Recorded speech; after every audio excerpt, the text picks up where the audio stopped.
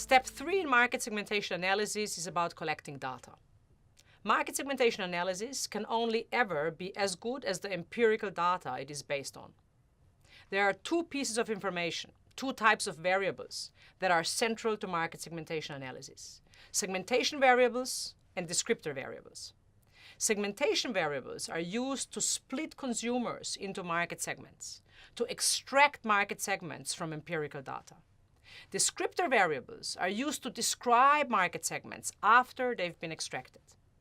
Describing segments in detail is important.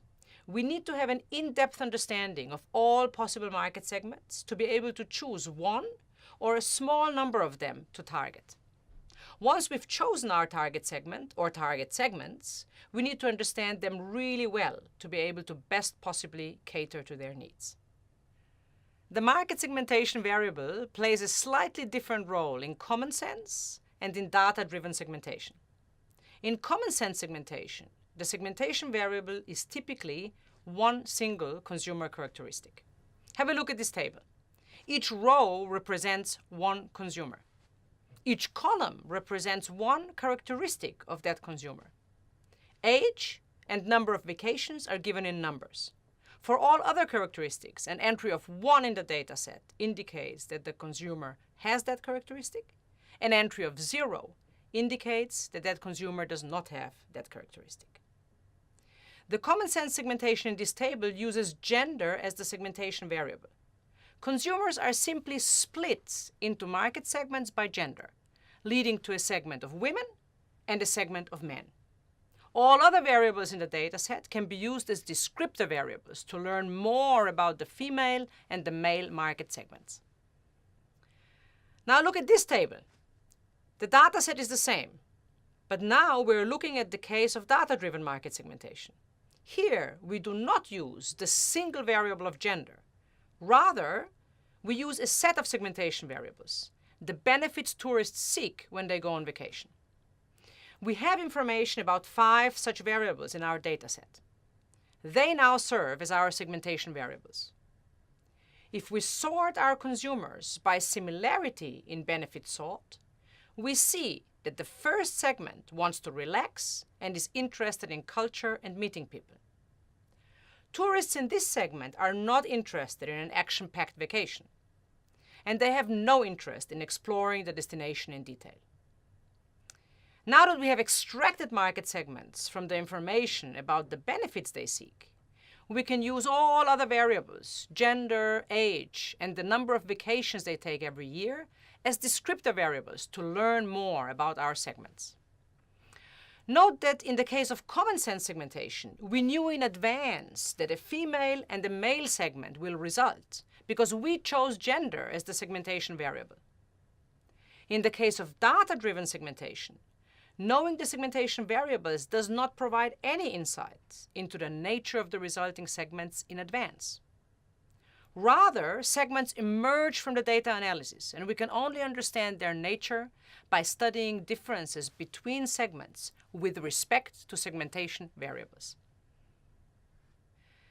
Many different kinds of information about consumers can serve as segmentation variables. Most commonly, they are classified into 4 categories: geographical segmentation, socio-demographic segmentation, psychographic segmentation, and behavioral segmentation. Geographical segmentation splits the market based on information about the geographical location of consumers. An example is segmenting tourists by country of origin. This is a practical way for tourism organizations to organize their marketing, because tourists from different countries of origin speak different languages and may perceive a tourist destination in a different way. Socio-demographic segmentation is based on information such as age, gender, income, and education. This can be a very effective approach to market segmentation in cases where socio-demographic characteristics of consumers are strongly associated with purchase behaviors. Psychographic segmentation is based on psychological characteristics of consumers. Typical examples are beliefs, preferences, or benefits sought from a product. Behavioral segmentation is based on measures of actual behavior. For example, the frequency with which consumers purchase a product, the combinations of products they purchase at the same time, how they search for information about a product, or how they travel around the country as tourists. It is important to understand that using complicated information about consumers as segmentation variables, and then extracting market segments using highly sophisticated methods, may not necessarily be the best approach. In his book on lifestyle segmentation, Cahill explains the importance of keeping market segmentation analysis as simple as possible. Do the least you can. If demographic segmentation will work for your product or service, then use demographic segmentation.